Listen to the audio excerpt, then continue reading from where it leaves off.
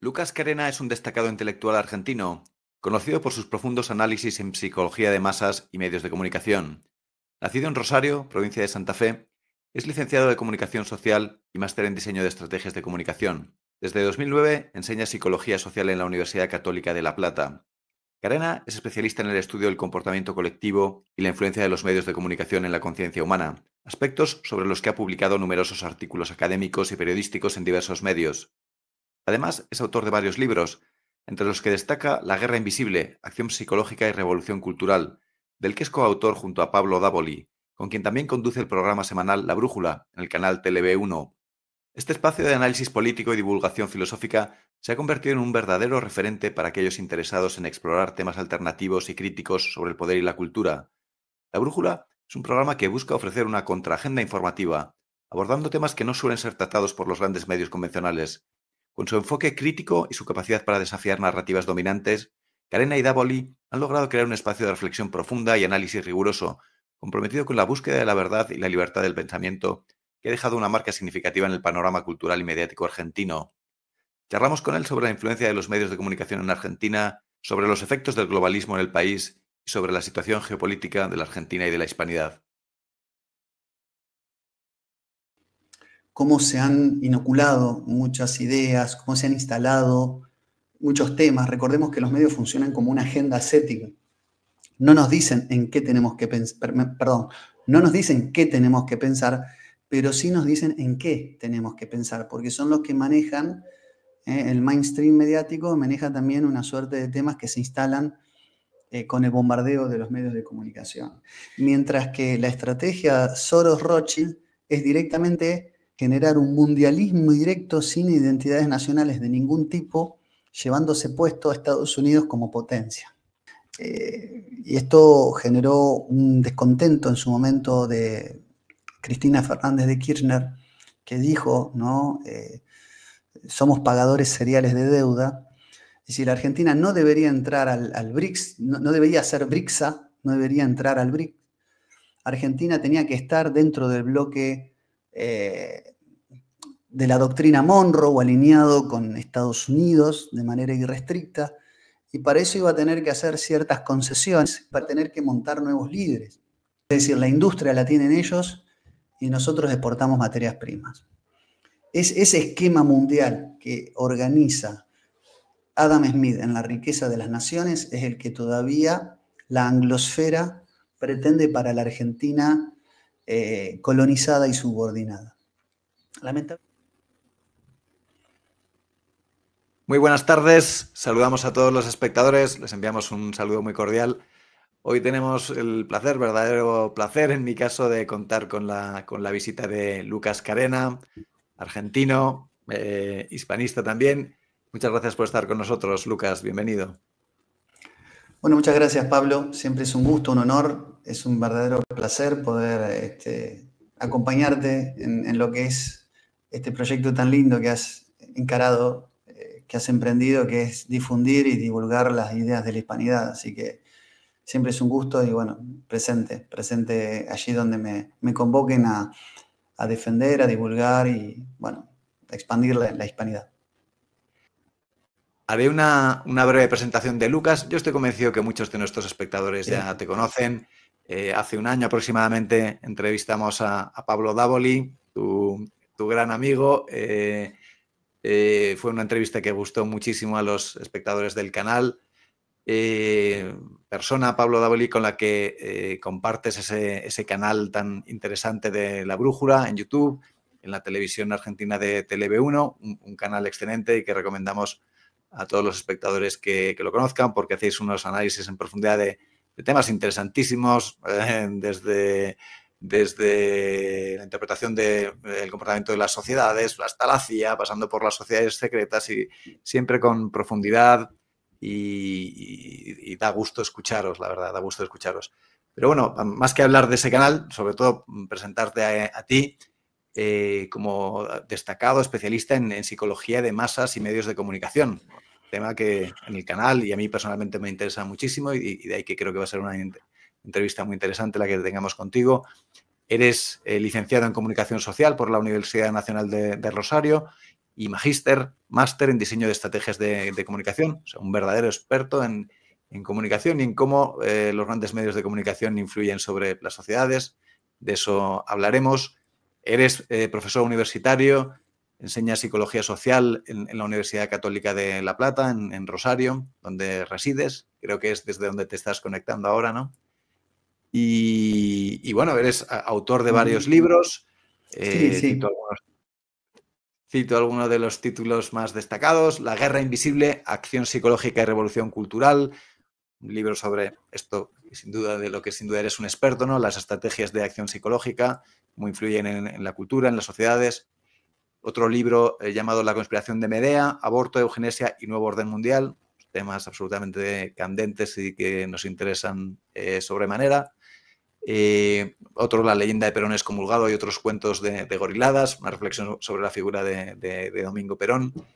Y como digo, los espectadores pueden acceder muy fácilmente, de una forma muy agradable, a tu pensamiento, consultando esas charlas en torno a una hora de duración que hacéis en vuestro canal, en La Brújula, que ya digo que son interesantísimas y excelentes. Y revisando algunas de ellas, me surgían algunas de las preguntas que iremos desgranando ahora a lo largo de la entrevista. Pues ya, empiezo ya directo a lo que es el tema del que eres un verdadero especialista y quería preguntarte, ¿cómo ves tú la sociedad argentina actual, incluso la sociedad hispana actual?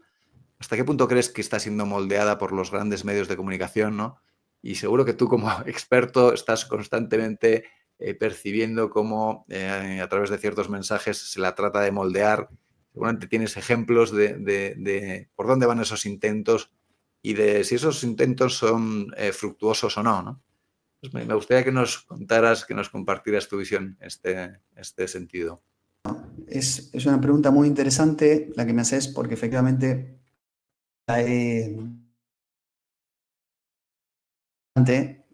tanto en ámbitos académicos como en ámbitos de divulgación.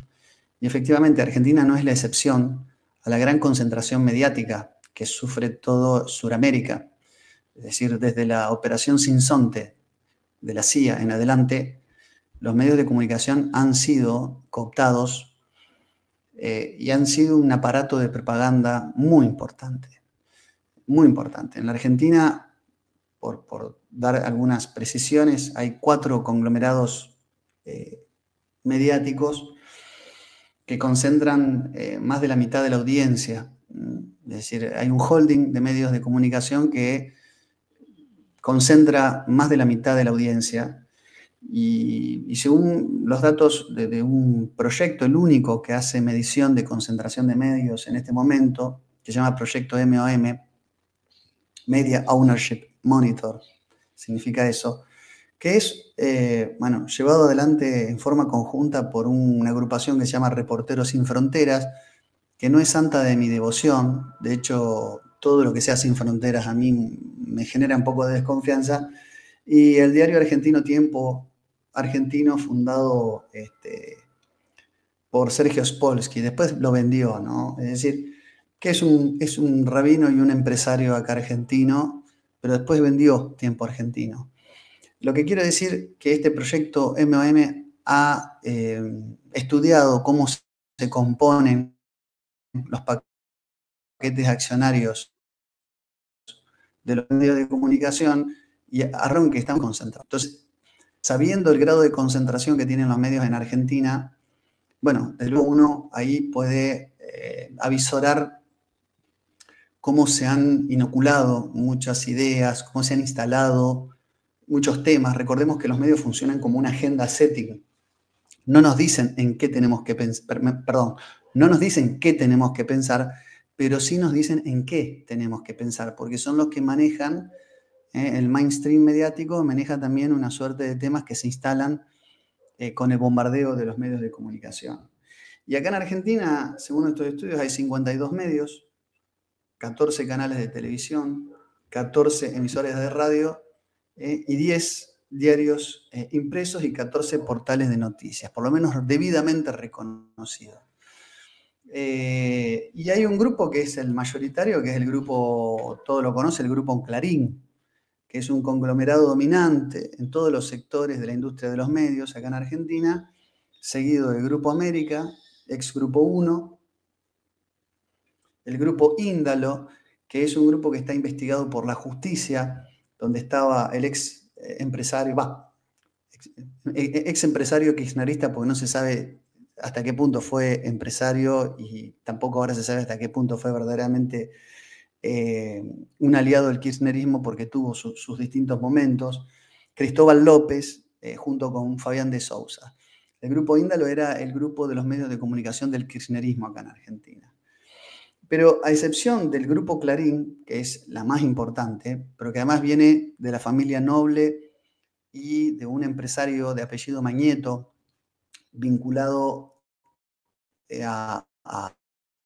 al Panamá Papers y demás,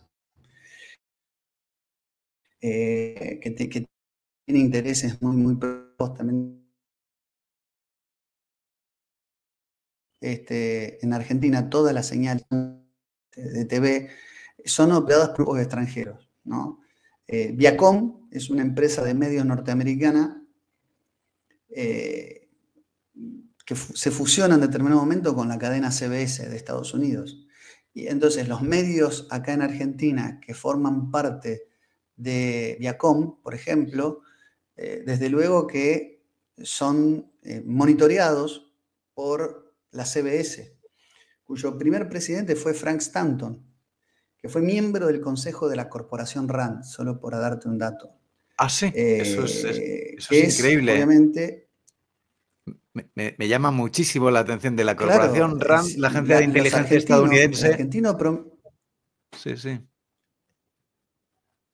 Exactamente, la aviación norteamericana crea la corporación RAND y genera los primeros programas de entretenimiento, como el famoso programa de Ed Sullivan, donde se presentó a los Beatles, a través de la cadena CBS para estupidizar a la clase media norteamericana.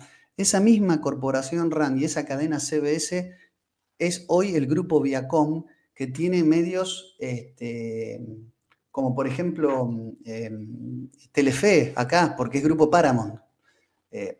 Paramount Global, Telefe, Paramount Global es lo mismo y responden a la CBS.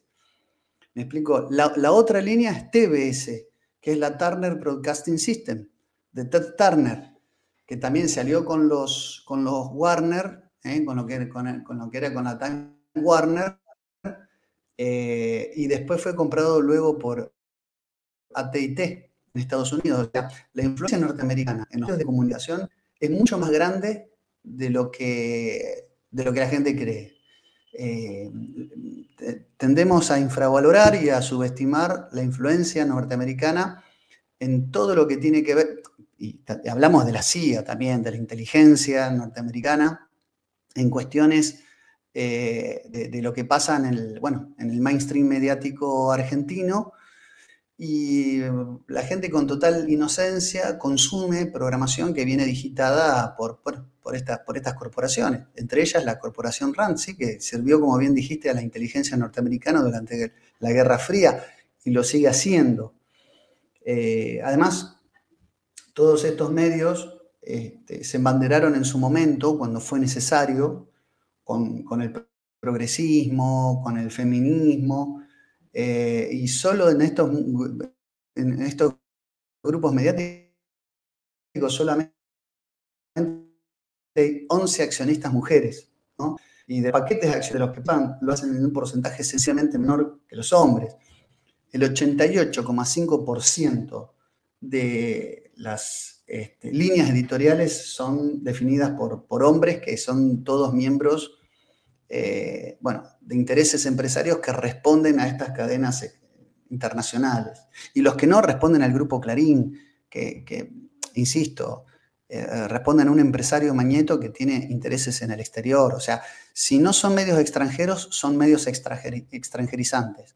Por lo tanto, los valores hispánicos en la televisión argentina están absolutamente diezmados estamos hablando de décadas y décadas. Si es que alguna vez hubo alguna televisión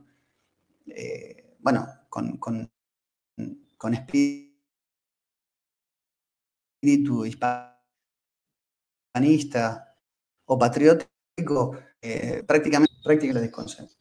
Por eso, respondiendo a tu primera pregunta, los argentinos deberían conocer qué es la televisión, qué es la prensa en general, qué es la radio argentina, y desconfiar muchísimo de sus contenidos en general. Porque son empresas privadas, ¿no? Desde luego. Y lamentablemente no hay contenidos que busquen despertar conciencia, tener sentido crítico. En general, son entretenimientos, son programas que, a ver, tienen en su derrotero bueno, pasar el tiempo, programas de cocina, reality shows, como Gran Hermano, etcétera, que no persiguen absolutamente ningún contenido. Uno no pretende una televisión educativa, pero sí una televisión y una radio que informe la verdad y conforme a nuestra identidad hispánica. Y lejos está de serlo, o de hacerlo, ¿no? Superficialidad y, como dices, Espero haber sido...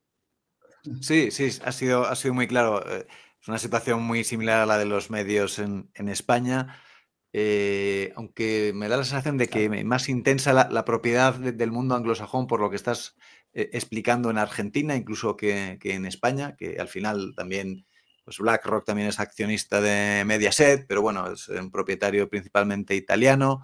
Hay un duopolio televisivo en España. Pero al final es lo mismo. Las 4 televisiones, que son 4 privadas importantes de este duopolio televisivo, al final transmiten la Agenda 2030 y es la perspectiva, los intereses del mundo anglosajón, superficialidad, entretenimiento, etcétera. Un poco lo que estás describiendo, ¿no? ¿Y qué agenda percibes detrás de esos grandes medios de comunicación? Bueno, tú lo has mencionado con mucha elocuencia. La Agenda 2030 es una de ellas. Hoy lo que tenemos es un mundo, y acá me tengo que meter un poquito en geopolítica, ¿no? Lo que nosotros tenemos es un mundo con una división entre lo que es una geopolítica de tipo continental, expresada en Rusia, China e Irán. Y a China lo tendría que poner entre comillas, porque también es un producto, un subproducto del mundialismo, promovida, ¿no?, por la agenda de Soros y la Agenda 2030, pero hoy está en una alianza circunstancial, táctica con Putin, con Rusia. Hay un continentalismo que se expresa en la pluma de Alexander Dugin, ¿no?, y está representado por una figura que es el Heartland de Eurasia, ¿no?, en Europa. El Heartland, ¿no?, lo que decía Mackinder, es de alguna manera una teoría, quizá la primera teoría geopolítica, que pone la unión, ¿no?, de Asia y Europa a través de Rusia como un corazón geopolítico y geoestratégico, que hoy en esa alianza ruso-chino-iraní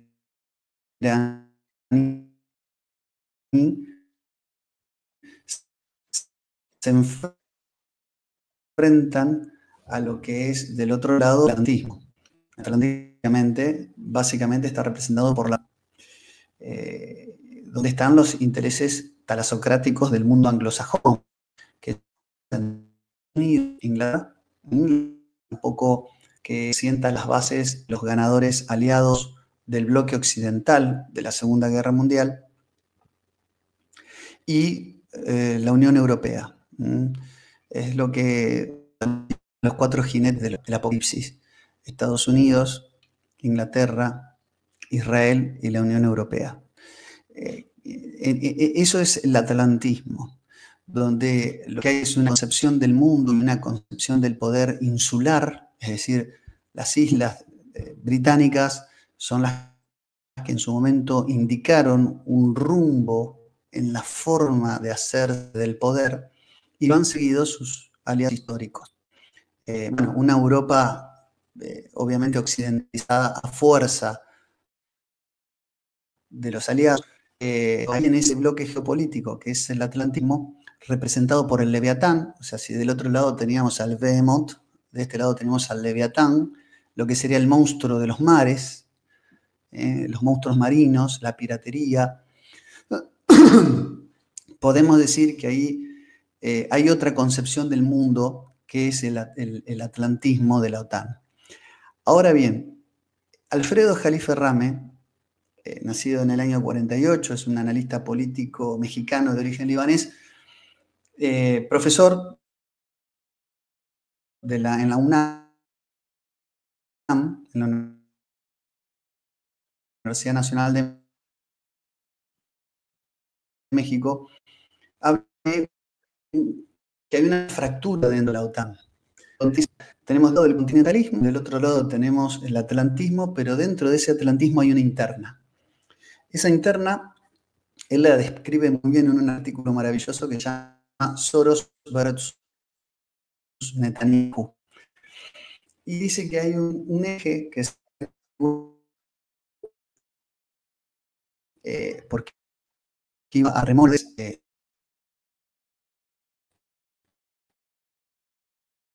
¿Qué quiero decir con esto? Es decir, hay un bloque que va de la mano de Henry Kissinger,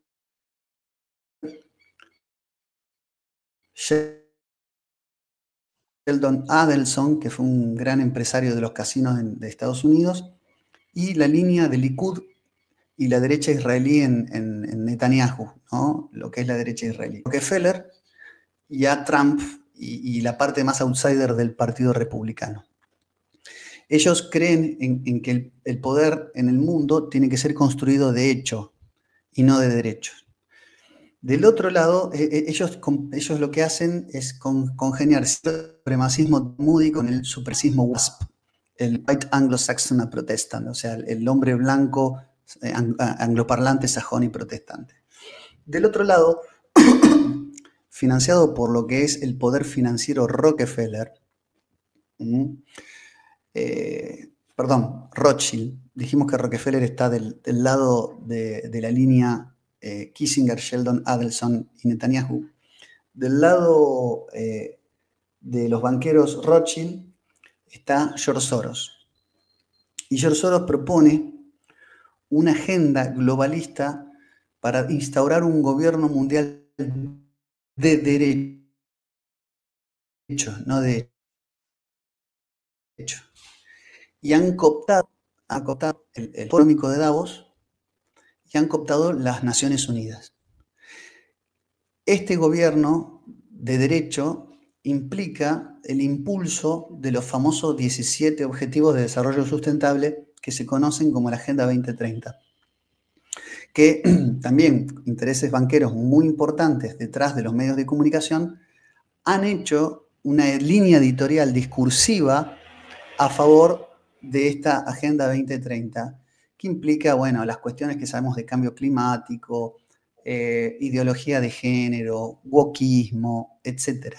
A lo que la otra línea dentro de este atlantismo se opone porque no le es funcional. De hecho, desde este lado han promovido a China, que forma parte del continentalismo en alianza táctica con Rusia, para debilitar a Estados Unidos en términos económicos.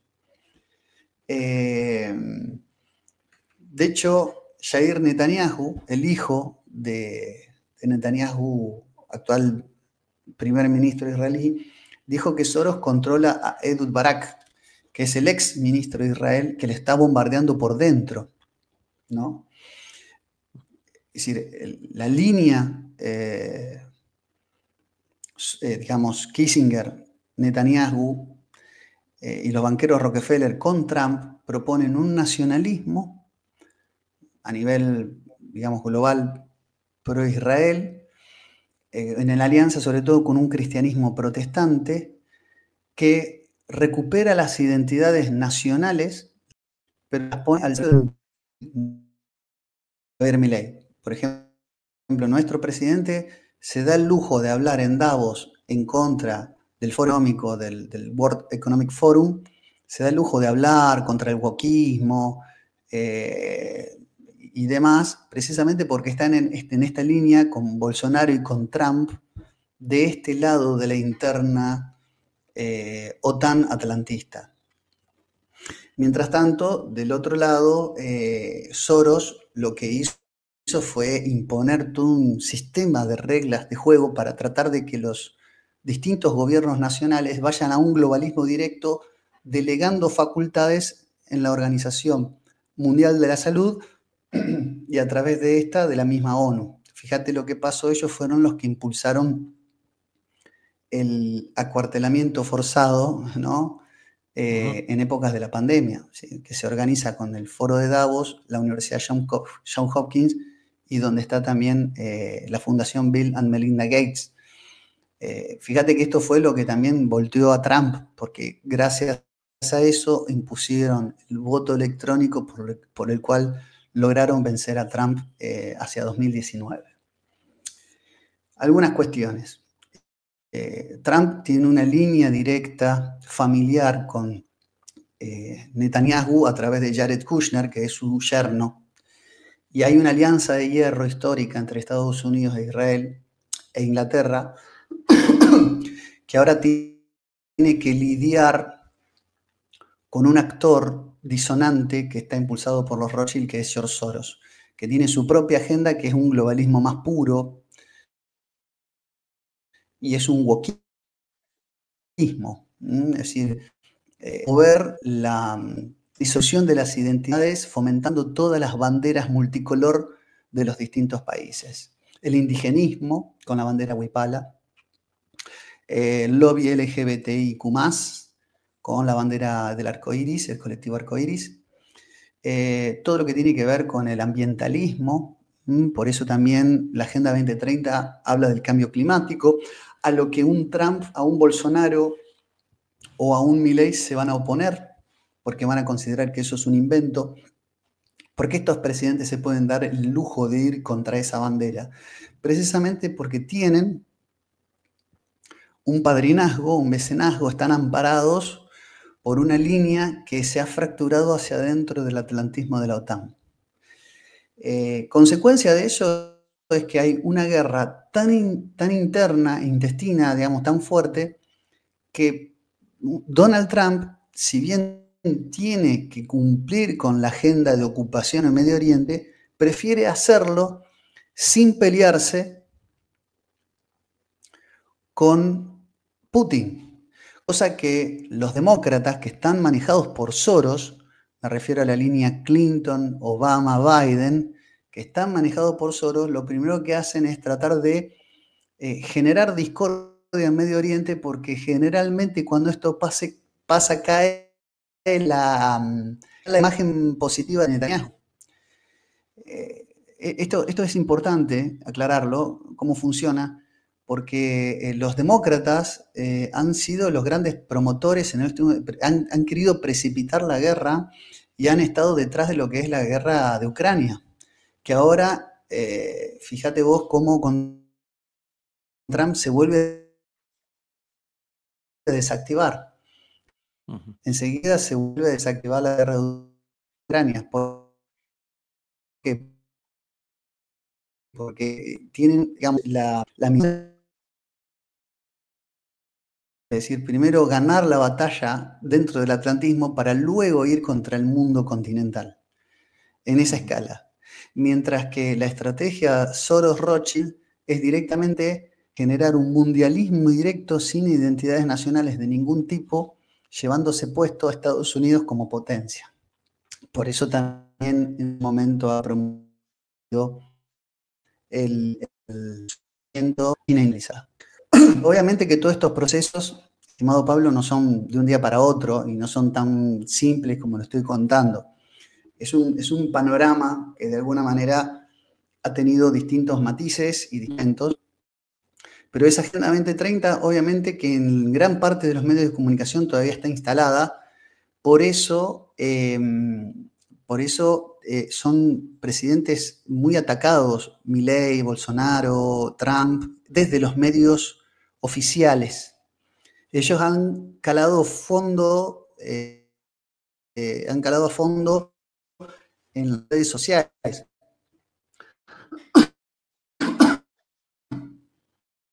Sí, bueno, por ejemplo, en la campaña de fue que protagonizó e instrumentó el escándalo de Cambridge Analytica, ¿no? Comprando bases de datos de Facebook, para el discurso a favor de las redes, impulsando la imagen con lo que es la línea conservadora WASP, tomada de una sociedad secreta que es la John Birch Society, reivindicando al gringo americano, productor, al hombre de negocios, en contra de lo que es la especulación financiera de Estados Unidos, de la costa este neoyorquina, de Manhattan. La verdad es que el hombre blanco anglosajón norteamericano estaba cansado de tener que mantener, latinos, de tener que financiar a la Planned Parenthood y demás. Entonces idearon una técnica para basarse en las redes sociales y reivindicar una discursividad que en los medios de comunicación estaba totalmente direccionada a favor de Hillary Clinton. De hecho, Clinton era la favorita en todos los medios de comunicación. Y viene Trump a irrumpir con un discurso disonante, hay un discurso disruptivo que cala bastante bien.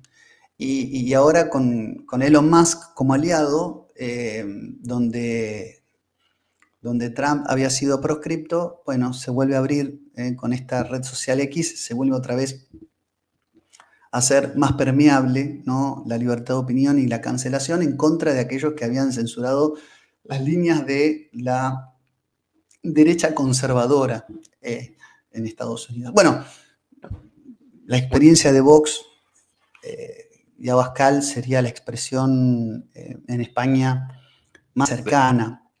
Se habla, ¿no?, de varios, Giorgia Meloni.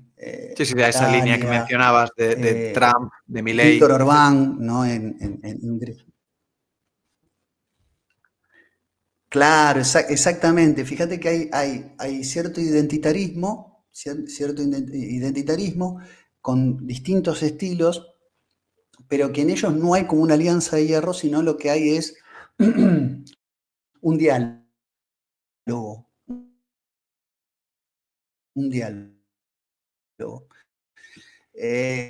Del otro lado, claro, es un globalismo que pretende disolver, dejar a los presidentes como gerenciadores y ponerlos digamos, al servicio de Davos y de la Agenda 2030 impulsada por Naciones Unidas.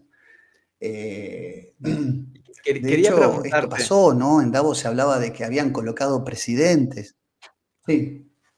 Disculpa, sí, que como hay un poco de retraso, pues se me hace un poco más difícil tratar de preguntarte sobre lo que estás comentando. Me ha encantado esta descripción que has hecho de esas, digamos, dos facciones del globalismo que avanzan a distinto ritmo y seguramente con distintos intereses. Pero para mí la pregunta es, ¿cuál es el rol que le asignan a Argentina o que interpretas tú que le asignan a Argentina estas facciones del globalismo? Que no sé si es el mismo rol el que asignan ambas facciones o hay diferencias. ¿Qué opinas tú? ¿Cómo lo ves?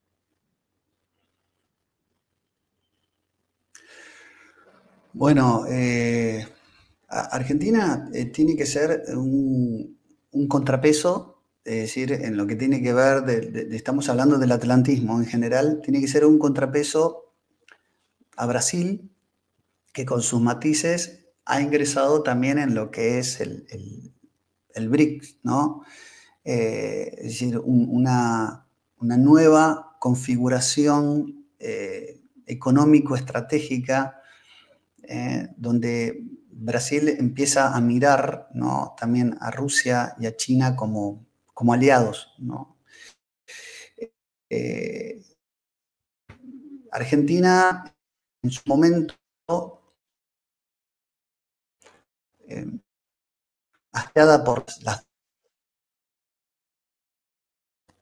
usureras que ha tenido que pagar en a lo largo de la historia, se vio obligado, digamos, a negociar su deuda en un tribunal neoyorquino, fallando a favor del juez Griesa, desendeudándose en parte en 2010 con el FMI, pero quedando muy supeditado a lo que es digamos, los intereses de deuda de los fondos buitre, ¿no? Y esto generó un descontento en su momento de Cristina Fernández de Kirchner, que dijo, ¿no?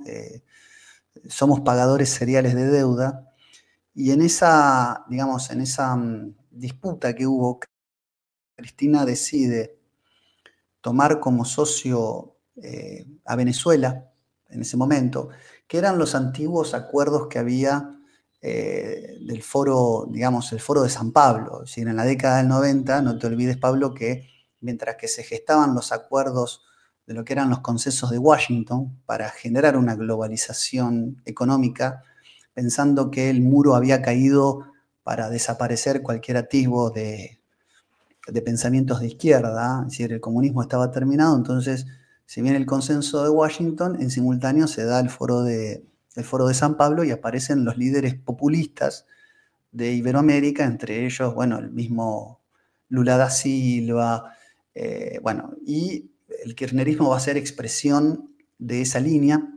Por lo tanto, con Chávez hubo siempre un diálogo, y Chávez, que nadaba en un mar de petróleo, formaba parte Venezuela parte de la OPEP, la Organización de Países Exportadores de Petróleo. Entonces Chávez organiza un vínculo con Irán para hacer un memorándum de entendimiento que le proveía fondos a la Argentina, que había generado una ruptura geopolítica histórica con Estados Unidos. Esto fue leído como una terrible ofensa, sobre todo por los intereses de Argentina de organizaciones como la DAIA, como la OSA, que vienen en esto en función de lo que fue el atentado a la AMIA, más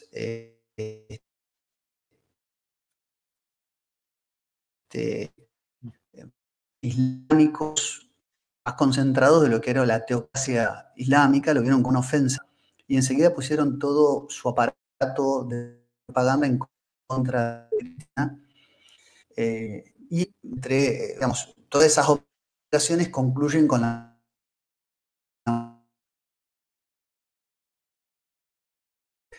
que estaba a cargo de la causa de la AMIA, que era Guillermo Nisman. Todo con los fines de desprestigiar a Cristina, que insisto, no estoy aquí para defenderla para nada, digo, pero para hacer una lectura política de lo que pasó. Quiero decir con esto, Argentina coquetea con Irán y es absolutamente necesario recuperar a la Argentina. Es decir, la Argentina no debería entrar al BRICS, no debería ser BRICSA, no debería entrar al BRICS. Argentina tenía que estar dentro del bloque de la doctrina Monroe, alineado con Estados Unidos de manera irrestricta, y para eso iba a tener que hacer ciertas concesiones, para tener que montar nuevos líderes. La figura digamos, de Milei viene a instalar una nueva, o sea, rompe, obviamente, cualquier tipo de vinculación con Irán. Eso ya se genera en épocas de Alberto Fernández, pero en realidad, perdón, eso se rompe en épocas de Mauricio Macri. Con Alberto Fernández se sostiene, y con Milei se profundiza la animadversión con cualquier tipo de acuerdos de estados, según él, comunistas como China, o estados antisemitas como Irán. Es decir, esa es la configuración discursiva de un Milei que viene a poner a la Argentina en una proyección geopolítica aliada y en línea con Estados Unidos e Israel, con Trump, con el Estados Unidos de Trump y con el Estados Unidos de Israel. En el caso de Milei, por lo menos, es una mirada geopolítica un poco más clara. Macri, en cambio, no tenía esto claro. Puso a una ministra, una canciller, una ministra de Relaciones Exteriores que públicamente defendió la candidatura en 2015 de Hillary Clinton y que luego perdió. o sea, una mirada geopolítica apresurada, y además Susana Malcorra, esta ministra, lo hizo para promoverse ella en su carrera personal como secretaria general de Naciones Unidas. O sea, ni siquiera estaba la Argentina en juego, o ni siquiera se estaba favoreciendo el interés del país, sino la carrera personal de quien Mauricio Macri pone como ministra de Relaciones Exteriores. Macri no tenía una buena lectura. Él quería acercarse a Estados Unidos, pero defendía a su vez Davos y el globalismo. Desconocía lo que iba a pasar en el mundo. Era un resurgimiento de estos identitarios corroídos y mermados por la Agenda 2030. ¿Se entiende esto? Entonces, claro, la Argentina viene a jugar esa función de tapón por lo que pasa con Brasil, para volver a tener, de hecho, las bases chinas en Argentina, las bases estratégicas militares chinas están siendo fuertemente cuestionados, y hay un avance, ¿no?, de los organismos de inteligencia, la CIA y el Mossad, perdón, en todo el territorio argentino para rever el posicionamiento estratégico que con Milei es un alineamiento irrestricto. Lo que Milei no hace bien es ver lo de Ucrania. Es decir, cuando asume, recibe a Zelensky en la asunción presidencial, se abrazan, arman toda una suerte de show mediático, pero cuando asume Trump, Sí. le dice a Milei, mira, esto es así, hoy es con Putin. Ahora, en este momento, todavía la cosa es con Putin. ¿Qué hace Argentina? Le acaba de retirar el apoyo a Ucrania en esta guerra que ahora termina, obviamente, moviéndose a favor de Rusia, ¿no? Pero bueno, no quiero entrar en lo que es la guerra ruso-ucraniana porque daría para otra entrevista.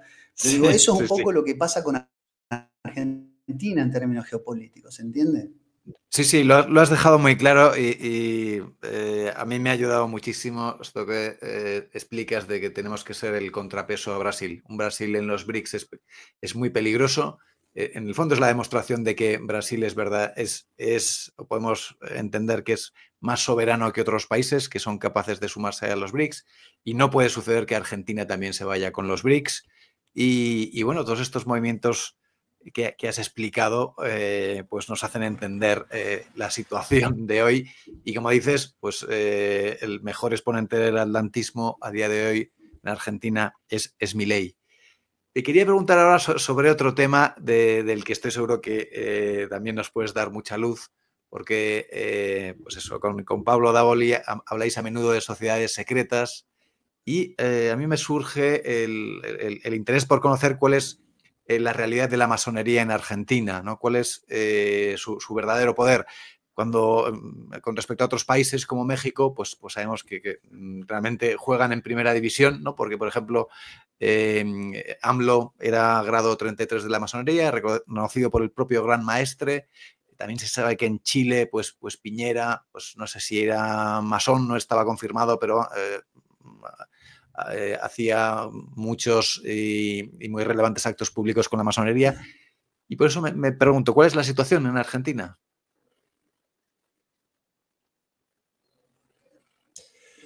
Bien, bueno, sí, la masonería en Argentina desde sus orígenes, sobre todo en su proceso de modernización, tiene un rol preponderante, desde luego. La masonería tiene, como en tantos otros países jóvenes, convengamos que los países hispanoamericanos, digo, teniendo las guerras de independencia totales, son países jóvenes. No quiere decir que todas las dependencias hayan sido bote masónico, pero sí es verdad que los países más jóvenes han adoptado instituciones modernas para su configuración, naciones que han nacido republicanas y constitucionalistas. Bueno, la masonería ha tenido un rol relevante. Es decir, no hemos tenido nosotros las alianzas de las antiguas monarquías o de la antigua nobleza en contra de las facciones masónicas, sino que las naciones iberoamericanas han nacido a remolque, obviamente, de lo que son los desprendimientos de los grandes virreinatos, ¿no? El virreinato del Perú y el virreinato del Río de la Plata. Nuestra herencia hispánica viene de los reyes católicos, o sea, nosotros somos hijos, dignísimos hijos de la conquista y dignísimos herederos de Isabel de Castilla y Fernando de Aragón. Es decir, nosotros, por decir todo lo que eso conlleva, de los Austrias, somos hijos de Lepanto, somos hijos de esa hispanidad que en el Nuevo Mundo lo que hizo fue sembrar civilización. Acá no hubo colonia. Muchas escuelas siguen hablando de la época colonial. No hubo colonia, acá hubo virreinatos. Es decir, acá había un representante del rey.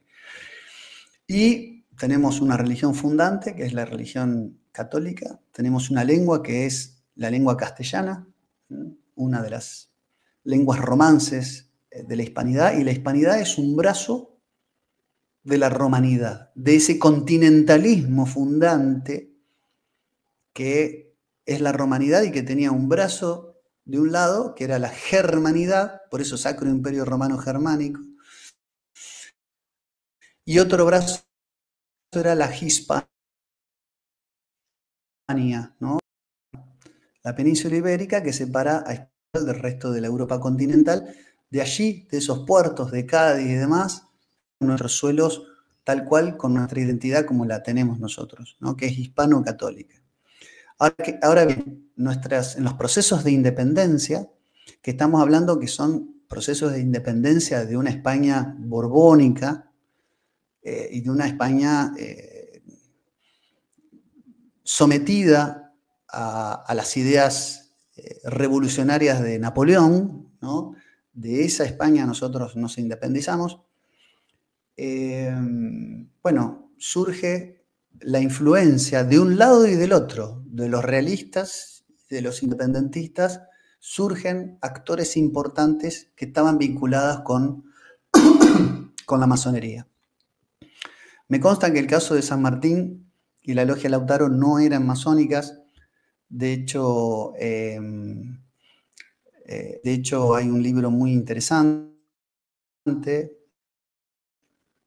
de Armando Leni que se llama San Martín y la masonería, que describe, obviamente, la relación que ha habido de la Logia Lautaro, que era una logia discreta para pergeniar y para promover la independencia, que no era masónica, está bien documentado.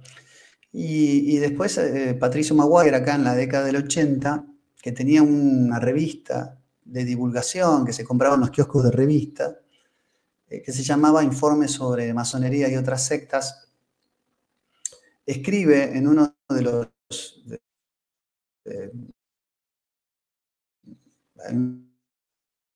fascículos de esta revista, escribe a la Inglaterra sus documentos, a lo cual desde la logia le responden por escrito, una carta. En esa época, en los 80 no había internet, no estaba difundido, ¿no? El correo electrónico, le responden en un telegrama que él publica en una de las publicaciones de esta revista, donde le dicen que en ninguno de los registros de la Gran Logia de Londres se encontraba el apellido, el nombre José de San Martín o de la Logia Lautaro.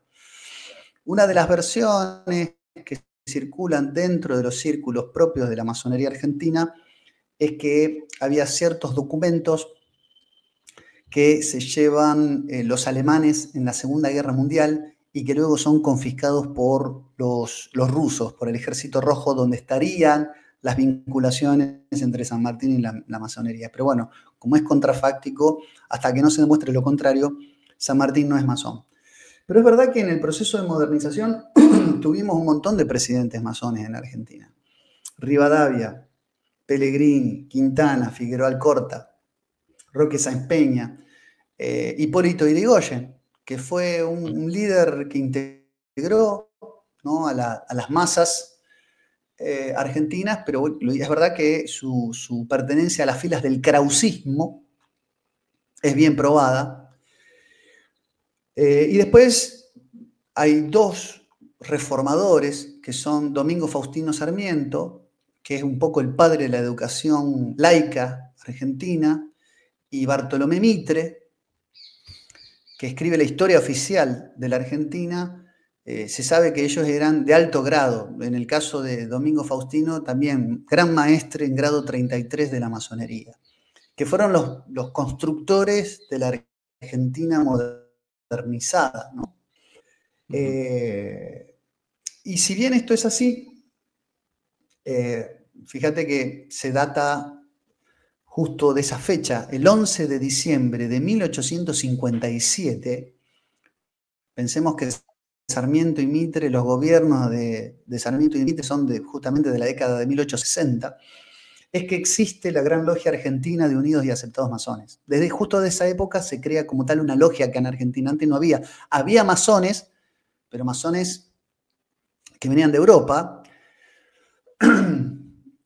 pero no había una logia argentina. Justo de la época de Sarmiento, de la transición de Sarmiento, Mitre, Avellaneda, es cuando se crea una logia en Argentina, que no va a tener personería jurídica hasta que es derrocado Juan Domingo Perón en el año 55. Recién con el presidente, con Aramburu y su ministro del Interior, Larraburu, se le concede una personería jurídica para que tenga, bueno, entidad, ¿no?, legal completa. Y efectivamente, es decir, la masonería tiene influencia. Actualmente hay 470 logias. Wow. Que más o menos aglutinan a más de 10.000 personas en Argentina. Es bastante, sí, es bastante, o sea, si bien sigue 10.000 personas, son una minoría, son 10.000 personas de la más influyente y variado origen. Empresarios, políticos, jueces. Y tienen una influencia muy grande, sí, sí, desde luego. Es decir, el problema es que con la masonería es que los grados simbólicos, también llamados grados azules, que son los primeros 3 grados de la masonería, aprendiz, compañero y maestro masón, esos 3 grados, son los grados iniciáticos en donde la masonería es vista, promovida y presentada como una asociación filantrópica, como si fuera un club social donde hay ruedas de negocios, instituciones de beneficencia, se organizan charlas, debates, tienen una extensa y prolífica biblioteca, pero el 90%, y no sé si más también, de los miembros de la masonería están en estos 3 grados y desconocen, a la luz de lo que han investigado, bueno, Alberto Bárcena, gente muy estudiosa de la masonería, o el arzobispo de Chile, Carlos María Rodríguez, José María Rodríguez, perdón.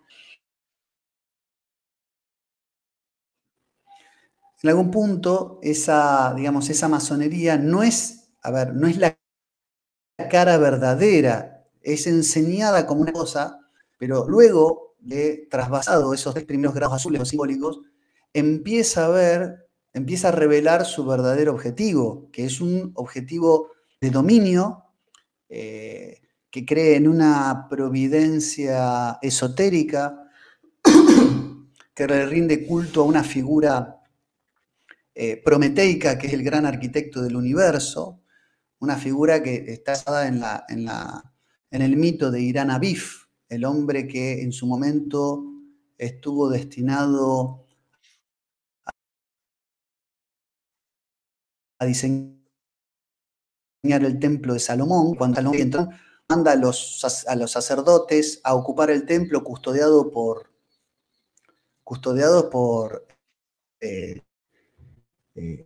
un ejército. Entonces los albañiles constructores del templo son enviados por Irán Abif a atacar los caminos para que no puedan pasar. Ujú, De ahí la enceja del ejército, ¿no? ujú. Muy Como interesante. instituciones, ¿no? Como instituciones que tienen un verticalismo, tanto la iglesia como el ejército son instituciones que tienen un verticalismo y además que tienen una concepción trascendente del mundo. El gran arquitecto es una mirada, desde una mirada prometeica, es la idea del intelecto que prescinde del orden trascendente. Por eso la arquitectura, ¿no? El cálculo, la especulación. Ahora bien, según Bárcena, a quien entrevisté, en su momento tuve el gusto de entrevistar, cuando se llega al grado 30 de caballero Cador, el rito de iniciación se hace abjurando de la religión católica y pisando un crucifijo. Amén de las condenas que la Iglesia Católica, y solo por citar alguna, la encíclica Humanus Genus de León XIII, ha hecho de la masonería. No se puede ser católico y masón al mismo tiempo, son incompatibles. En realidad no se puede ser miembro de ninguna logia secreta por la propia concepción del secretismo, sobre todo cuando se derivan planes de dominio o de influencia a expensas de una sociedad que se dice abierta y democrática, ¿no? Aparte, hay también una contradicción. Por lo tanto, pero sí que la mayoría ha tenido y tiene todavía mucha influencia en el país, y que mucha gente, yo no sé si desconoce cuando se acerca o se inicia en la fila de la masonería, no sé si conoce la verdadera naturaleza de la organización a la cual está queriendo pertenecer, ¿no? Sí, está No claro tengo mucho que... más para decir, pero sí, No, es no, probada la influencia en política. no, muy, muy interesante, muy interesante. Y sí, como dices, juegan, está claro, con esa imagen altruista que dan de cara al público y a los adeptos que se inician en ella, cuando, bueno, pues está claro que hay muchísima, muchísima más detrás. Y ahora quería hacerte una pregunta que casi es personal y que es inevitable, ¿no? Y es que me gustaría que nos compartas cuál es tu visión de lo que está pasando ahora en Argentina, del gobierno Milei, que pues despierta, como mínimo podemos decir que despierta mucho interés, ¿no? Llegan datos muy contradictorios, ¿no? Datos macroeconómicos, algunos de ellos que parecen positivos, otros negativos, muy negativos. Hay pues hooligans de los dos lados, incluso yo creo que esto es generalizado en la hispanidad, pero en España pues hay personas muy claramente posicionadas a favor de Milei y muy claramente en contra, y esto no siempre correlaciona con la visión izquierdas y derechas, ¿no? Entonces, quería preguntarte pues, tu visión, tu perspectiva en el corto plazo y también un poco cómo es el futuro un poco más de largo plazo de Argentina. Bueno, mira, eh, sí, eso es una pregunta interesante. Yo, por supuesto, que tengo una visión formada del presente gobierno. Yo trato de analizar las cosas en ese sentido con mucha objetividad, porque creo que como expresión, como fenómeno, mi ley es consecuencia directa de Alberto Fernández, que representó para la Argentina una terrible desgracia. Como toda lógica pendular, a veces una desgracia nos puede llevar o a recapacitar y hacer las cosas bien, o nos puede llevar a otra desgracia en sentido contrario, ¿no?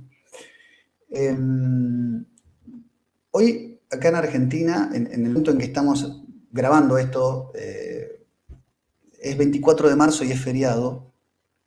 Y te hago esta introducción porque creo que grafica, retrata de una manera irreemplazable la posición y acerca de lo que estamos hablando con mucha claridad, mucha elocuencia. Hoy se conmemora, es el Día de la Memoria, la Verdad y la Justicia, por lo que fue para la Argentina el proceso de reorganización nacional que terminó con la guerrilla subversiva en la década del 70, después del golpe de Estado de 1976, llevado adelante por la Junta Militar, liderada por Videla, Jorge Rafael Videla, Macera y Agosti. Que fue la última dictadura militar que tuvimos en la Argentina hasta el retorno de la democracia en el año 1983, que viene con Alfonsín. Que dicho sea de paso, Raúl Ricardo Alfonsín era masón en grado 14 de la logia Teodoro Herzl 402 a la orden de la presidencia. Pero bueno, la democracia vuelve y desde allí entonces lo que ha habido es una batalla cultural entre lo que puede ser digamos, el progresismo y la izquierda argentina en contra del terrorismo de Estado y las derechas que pretenden una visión completa de lo que pasó en ese entonces. Y hoy el debate que hay en este momento en mi país tiene que ver con la polémica de un video que desde la cuenta oficial de la Casa Rosada, esto es la Casa de Gobierno, sale llamando y clamando por una verdad completa de la historia. Recordando que en realidad no hubo desaparecidos civiles porque sí, sino porque acá había un foco de subversión que pretendía una revolución al estilo de la de Cuba en el año 59. Y la verdad es que yo veo en lo personal y en ese sentido tengo una visión un tanto, me siento solitario, porque creo que ambas posturas están erradas. Es decir, las derechas que reivindican al proceso y las izquierdas que reivindican a agrupaciones terroristas como Montoneros o como el ERP, ¿no? Que era el Ejército Revolucionario del Pueblo, que era el brazo armado del Partido Revolucionario de los Trabajadores, de extracción trotskista. Están ambas posturas muy equivocadas. Y creo que Milei presenta esa facción que en épocas de Martín II tendía una encolumnada, perfilada hacia Estados Unidos, convirtiéndonos nuevamente en una Argentina desindustrializada, exportada de materias primas y al servicio de un mapa internacional que idearon los ingleses en la época de Adam Smith. Es decir, la industria la tienen ellos y nosotros exportamos materias primas. Es ese esquema mundial que organiza Adam Smith en la riqueza de las naciones es el que todavía la anglosfera pretende para la Argentina colonizada y subordinada. Lamentablemente, las derechas en Argentina les falta esa dosis de soberanismo para pensarse en la lucha marxista contra el marxismo, pero desde una perspectiva genuinamente soberana. Y eso es lo que yo creo que pasa y es el error que tienen las derechas en Argentina. En el año 2018 hay un documento de la CIA, esto lo publica Juan Bautista Joffre, más conocido como Tata Joffre, que perteneció a la inteligencia, ¿no?, argentina, por eso tiene información tan clasificada, donde Roberto Quieto Argañarás, más conocido como el Negro, que fue miembro de la agrupación Montoneros en los 70, fue capturado y fue interrogado por la CIA. Fue uno de los primeros desaparecidos, de hecho fue desaparecido antes del golpe en el año 75. En ese interrogatorio que le hacen, y no lo sé si lo hicieron a base de torturas o no, él confiesa que en el año 1974 Montoneros se sumerge en la clandestinidad para luchar contra el gobierno constitucional de él, pero muere en el 74, ¿no? Isabelita era el nombre de confirmación de Estela Martínez de Perón. Isabelita era el nombre de confirmación, esto es por Isabel, la católica, ¿no? Recordemos que cuando Eva Perón en el año 47 viaja a España, Francisco Franco le regala la cruz de Isabel la Católica. Más allá de las cuestiones que sé que en España todavía trae el Valle de los Caídos, el falangismo y todas las controversias y sinnúmero de cuestiones que lamentablemente enfrentó a los hermanos españoles en aquella guerra civil, la posición de Perón nunca pudo haber sido pro-marxista.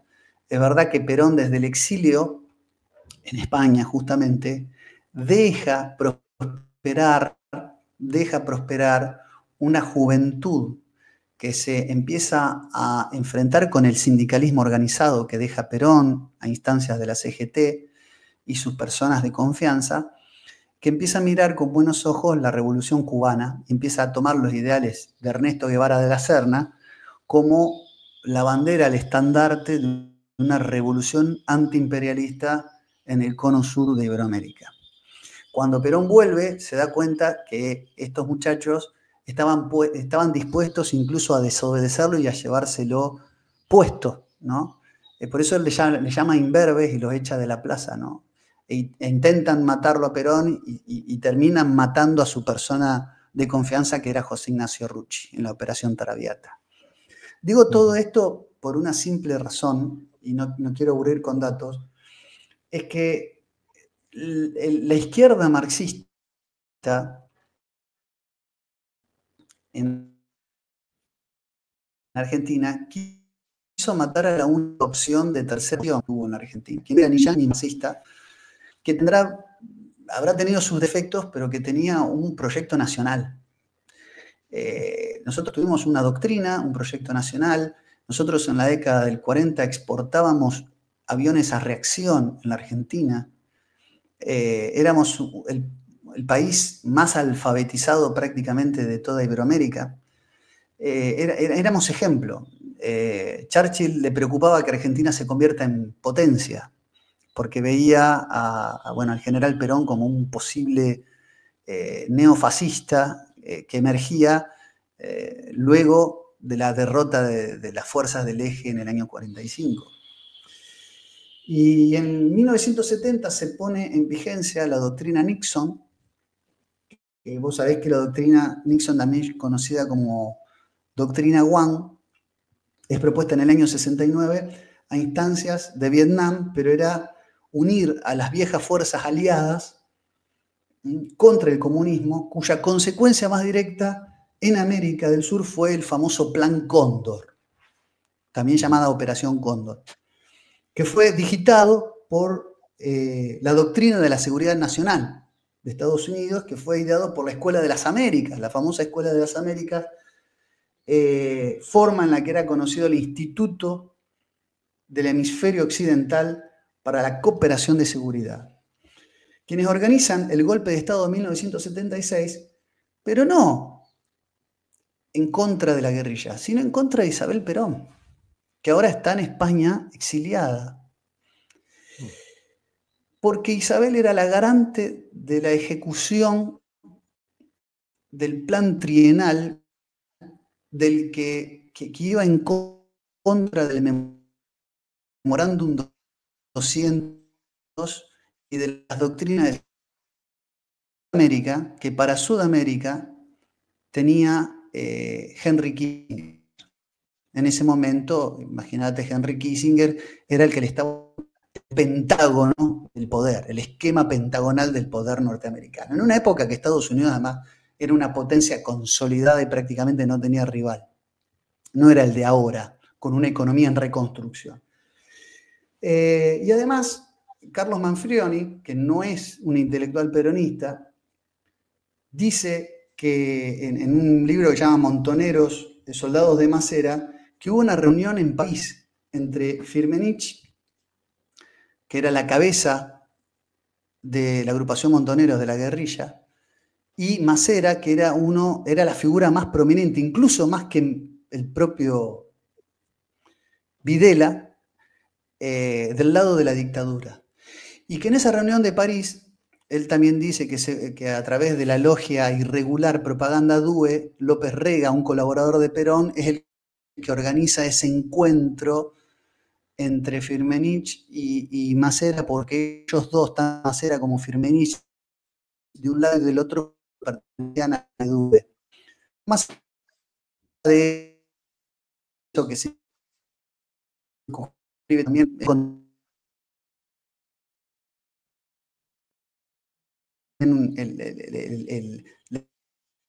la idea de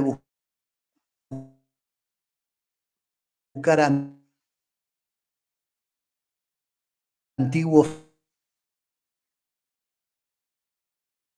fascistas como Licio Gelli en contra del comunismo. Estamos dispuestos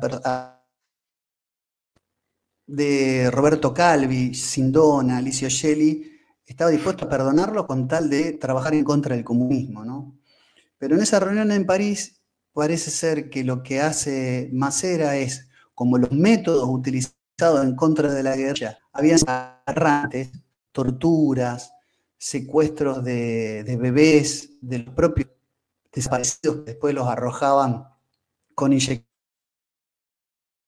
letal desde un avión al mar, al Río de la Plata, tengo entendido, negocian una salida para, siendo que las agrupaciones guerrilleras estaban siendo exterminadas con bastante celeridad, para entregar rápidamente y hacer que la guerra de la subversión termine rápido y tratar de recomponer la imagen negativa de la junta militar y de la dictadura en general, negociando la entrega de sus propios subordinados. Por eso Firmenich, Vaca Narvaja, Perdía, Gorriarán Merlo, nunca fueron, los principales organizadores de la guerrilla, nunca fueron secuestrados, ni muertos, ni torturados. Al revés, en la década del 90 fueron indultados. Entonces hubo una negociación que además es la muestra de que tanto por izquierda y por derecha, desde la CIA y desde las organizaciones guerrilleras con la inteligencia cubana operando, lo que hicieron fue voltear a la única víctima de la dictadura, que es Estela Martínez de Perón, que era la continuación del plan trienal de Juan Domingo Perón para la Argentina, que se oponía a la geopolítica de Henry Kissinger de despoblación mundial en ese entonces. ¿Por qué te digo esto?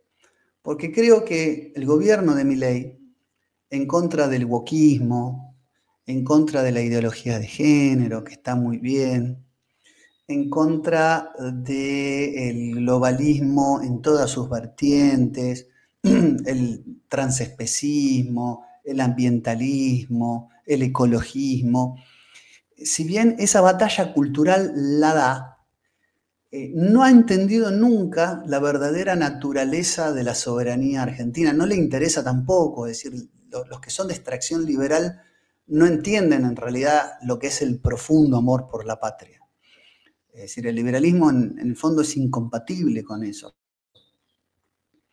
Y tengo que decirlo, insisto, con alguna, bueno, con algún dolor, que muchos miembros del nacionalismo argentino han claudicado en sus grandes batallas, porque las derechas aquí en Argentina que denunciaban que las izquierdas habían pactado con el sistema, habían dejado de hablar de la oligarquía financiera internacional, las izquierdas habían dejado de hablar de la usura, las izquierdas habían abandonado sus luchas por las reivindicaciones económicas de los pueblos oprimidos para dedicarse a hacer ideología de género, para promover el aborto, que es una agenda eugenésica de Margaret Sanger y de las corrientes galtonianas, británicas, racistas.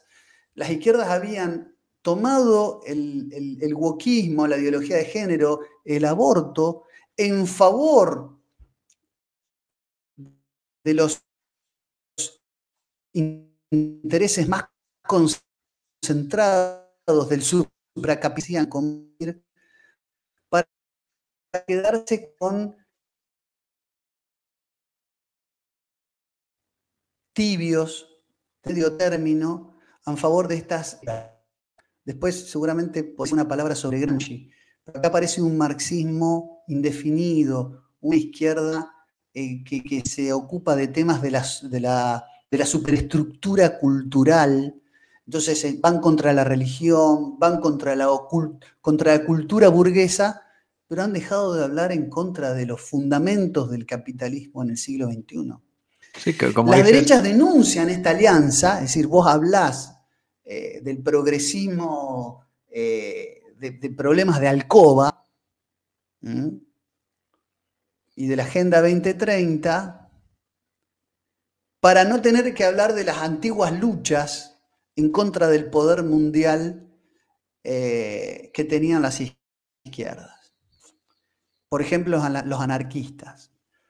Mikhail Bakunin, por ejemplo, que decía, los marxistas tienen un pie en la banca y otro pie en la revolución, ¿no? Que criticaba a Marx de que en realidad se metía con la burguesía capitalista, pero no hablaba de los banqueros usureros, porque aparte habían financiado el capital, ¿no? El libro El Capital de Marx fue financiado por intereses bancarios. Pero en este sentido, y te redondeo con esto, las derechas denuncian esa alianza de la izquierda con los intereses concentrados de la usura internacional, y una vez que acceden al poder, hacen exactamente lo mismo que las izquierdas, hablando de ¿qué? Del wokismo. Entonces aburren.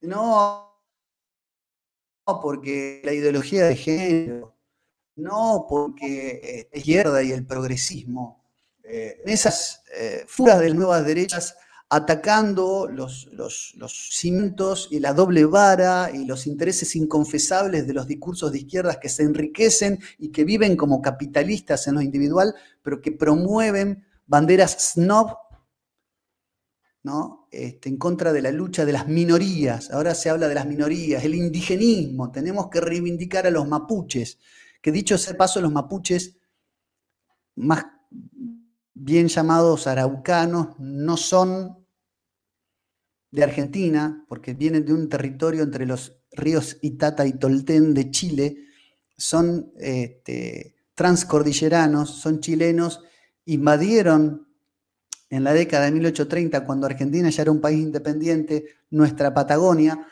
y exterminaron a nuestros aborígenes originales, que eran los tehuelches y los pehuenches. Y ellos eran nuestros tehuelches los que le llamaban a aquellos araucanos de dialecto mapadungún, le llamaban mapuches.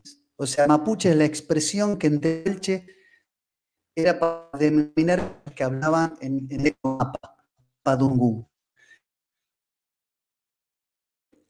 Ahora, la izquierda va a estar siempre a favor de esas minorías y dicho sea de paso, la Mapuche International Link, que es la organización que promueve las operaciones balcanizadoras y separatistas en la Patagonia de los mapuches, tiene su sede en la calle número 6 de la Logia en Bristol, Inglaterra. O sea,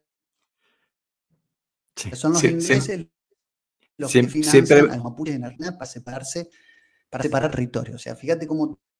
Sí, siempre volvemos a lo mismo, que son los... de la ficción. Ahora, ¿qué hacen las derechas? Las derechas denuncian, sí, denuncian. Digo, sí. No, disculpa, sigue, perdona. No, sí, termino con esto. Digo, las derechas que denunciaron esas alianzas de los discursos tibios y funcionales de la izquierda, ahora hacen exactamente lo mismo y hablan solo del wokismo. Se quedan en esos. Entonces vos tenés una superposición de figuras de derecha que hablan en contra de la ideología de género, aburren la ideología de género, hablan en contra de la cultura woke y de los proindígenas y esto y el otro, que es cierto, y lo denuncian incluso en los parlamentos, y se empieza a hablar en contra de ese feminismo de tercera ola, como el de Simón de la pedófila, la Simone de Beauvoir,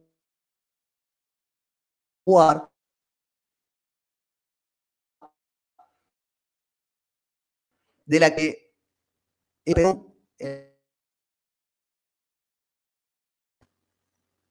bueno, la derecha hace lo mismo, termina siendo funcional a las estructuras concentradas de poder, y vos no tenés ahora derechas que estén denunciando al Club Bilderberg. No tenés derecha que esté hablando de las agendas que impone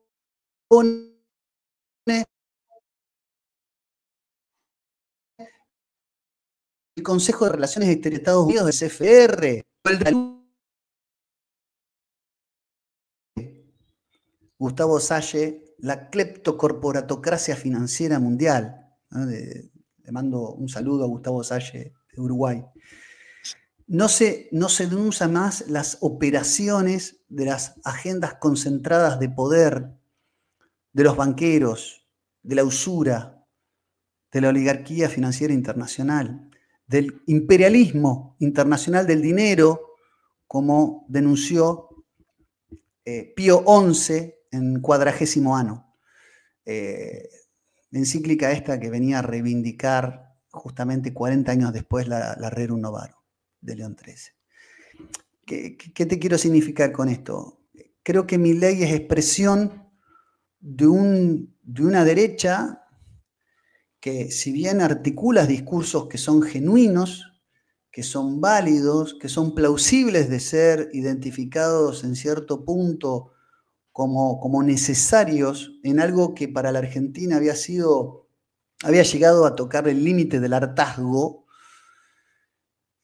hoy lamentablemente se ha quedado en eso, pero es funcional a un esquema de poder que evidentemente, por lo menos esta derecha, no está decidido a cambiar o por lo menos a contraponerse. Era simplemente eso que quería expresarte cuando me hiciste la pregunta sobre el gobierno actual. Interesantísimo, y al final siempre volvemos a lo mismo, que es pues la influencia del mundo anglosajón, o sea, de las oligarquías financieras, que al final siempre vienen de allí, del mundo anglosajón, de Estado profundo. Y bueno, no quiero tampoco ya robarte más tiempo, que llevamos más de una hora, casi una hora y media contigo. Está siendo un verdadero placer, pero no queremos abusar mucho más de ti. Y ya casi como pregunta final, me gustaría preguntarte, bueno, siendo esta la situación que describes en la Argentina, que es extrapolable en muchos sentidos a muchos de los países hispanos, ¿qué crees que podríamos hacer los hispanos para tratar de reforzar nuestra comunidad? Y bueno, me viene a la mente también una charla que hicisteis en vuestro canal sobre la figura de Gramsci y su concepto de la hegemonía cultural. Y como experto en comunicación, en psicología de masas, ¿qué cosas podríamos tratar de poner en práctica de la teoría político-cultural de Gramsci y que nos vinieran bien a la hispanidad para tratar de reforzar nuestra comunidad? Si alguna de ellas crees que pudiera encajar en nuestra situación actual.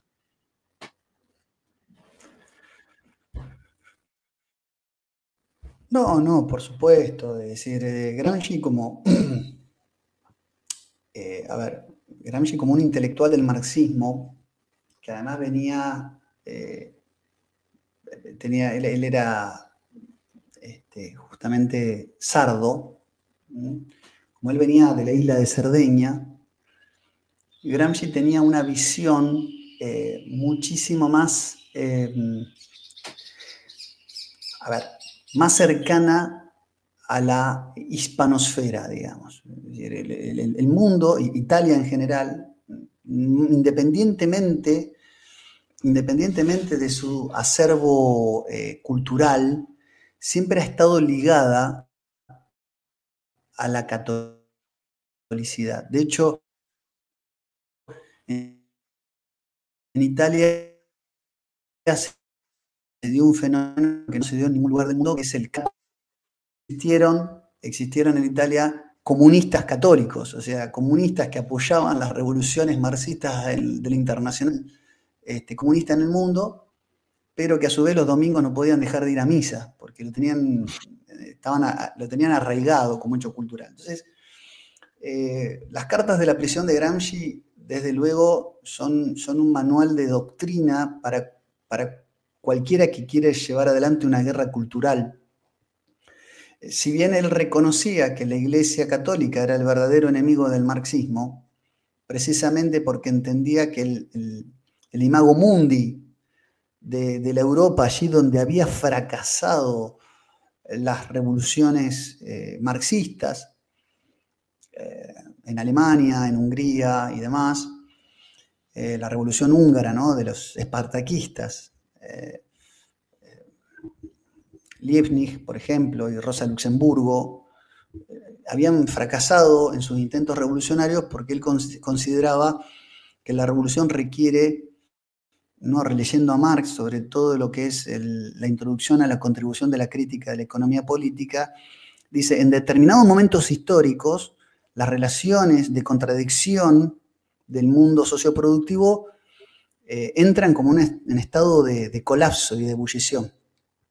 Entonces decía, nosotros no tenemos que trabajar directamente en hacer la revolución.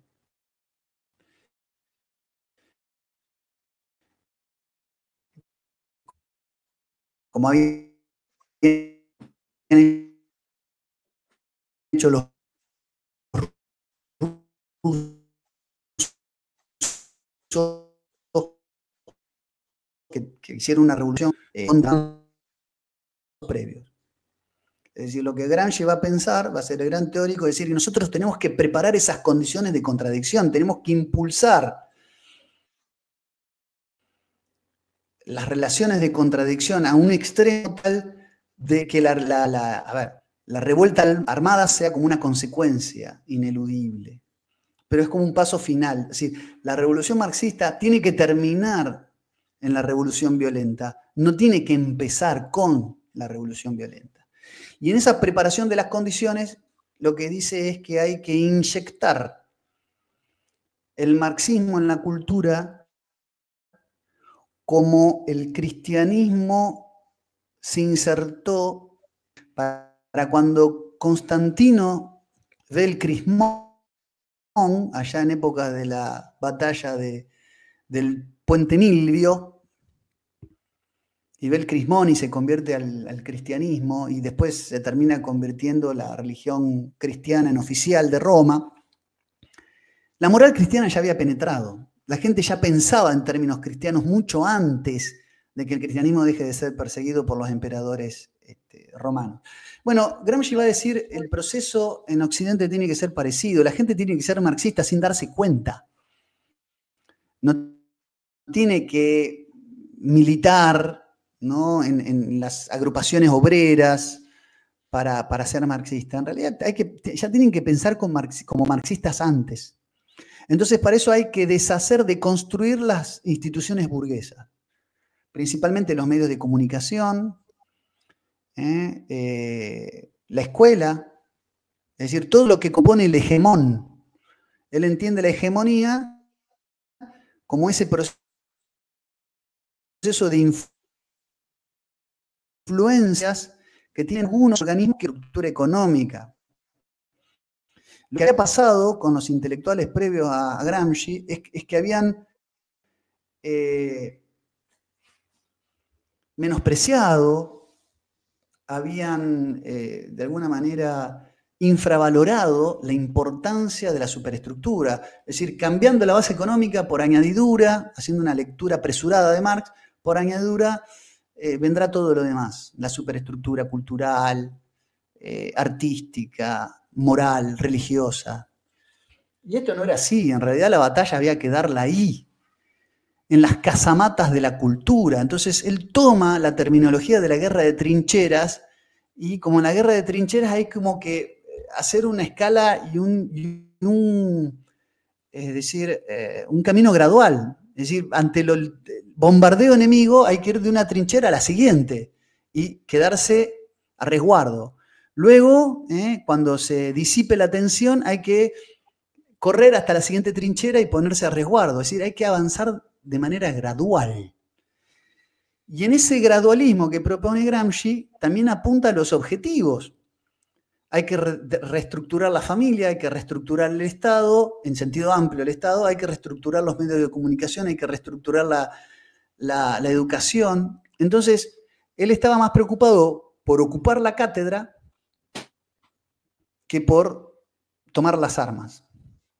Es decir, hay que tomar la cátedra, es decir, hay que ponerse al frente de la universidad, hay que ponerse al frente del micrófono en los medios de comunicación. Es el camino de la revolución. Entonces, sí, efectivamente, si vos me preguntás, tenemos que hacer lo mismo. Tenemos que recuperar la hispanidad como y de leyenda, cuanta leyenda haya en contra de la hispanidad.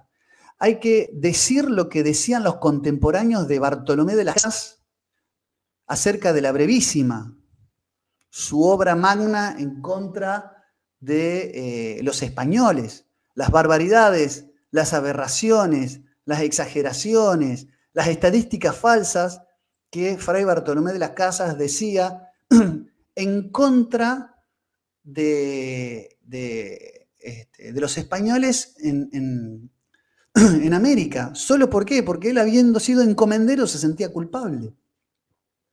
Nosotros tenemos la obligación de desmontar una leyenda negra que nace y es impulsada por los servicios de inteligencia británicos creados por John Dee, asesor de Isabel I de Inglaterra, Elizabeth, para no confundirla con nuestra Isabel, Elizabeth de Inglaterra, en épocas de los Estuardo, el paso de los Tudor a los Estuardo, se generan los organismos británicos de inteligencia.